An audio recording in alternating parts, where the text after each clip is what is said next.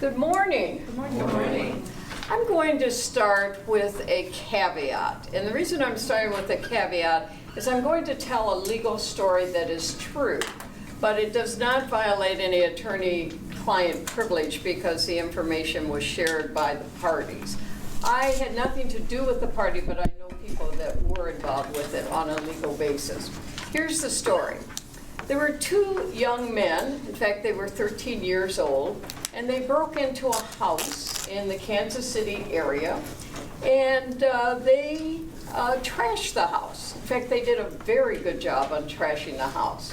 When the police arrested them, who showed up as they were leaving the house, wrote in the police report that it looked like a tornado had gone through the house. Furniture was overturned, stuff was pulled from drawers. There was even spray paint that they had gotten the cans from the garage and sprayed some of the walls. The young men were taken to juvenile court and they were charged with two very serious crimes. One is burglary, forced entry into a building that is not your own, and the second was destruction of property. The two young men, 13-year-olds, pleaded guilty, and the next step was the sentencing. And what was expected was that the judge would do what they usually do in cases like this. If you're 13 years old, and that's a key age, you cannot be tried as an adult in Kansas. You have to be 14 or older. So they were automatically in the juvenile system.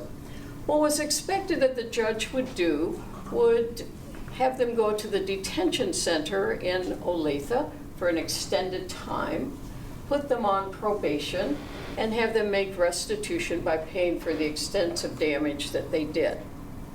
The judge decided otherwise. He said, I would like these two young men, Adam and Austin, to go through alternative dispute resolution. And that's what happened. And what alternative dispute resolution means is, and it's done in businesses, it's done in education, it's done in the legal system, it's been alive and well in the legal system for over 50 years, done throughout the United States and the world, is you do things different. You do them alternately. You don't have things go through the regular court system. And three very common alternative dispute resolution practices are arbitration, mediation, and restorative justice. And the judge said, I would like these two young men and the parties, Vaughn and Paul Johnson, to go through restored justice. The parties have to agree to this, and all four of them did. What happens next is that a facilitator is appointed by the court to mediate this. And so the five of them set up a meeting to talk about this and try to come to some resolution themselves by understanding what really happened here. The first meeting occurs, and it was the only meeting that occurred, and it lasted about 2 hours. And the facilitator said, and has to establish the atmosphere very clearly, we want to hear everyone talk, give their side of the story.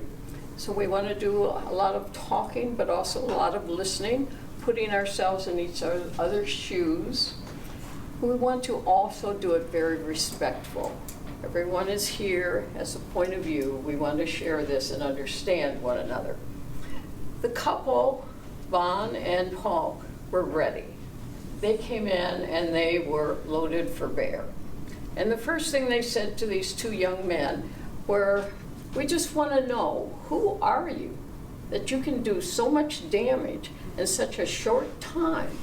And do you know who we are? Do you have any idea of who we are? Were you stalking us? And why? Why did you do this? So the two boys start talking, and they explained why they did this. And there were tears, there was some raising of voices. They ended up being hugs and shakes of hands. But the two boys said that they first of all apologized. they just lost it. What happened was they did not know the people. They were walking down the street. They decided it was October. They'd do a Halloween prank and break into the house and see if they had any candy. But they break in and it falls apart. They grab the spray cans from the garage. They do all this destruction.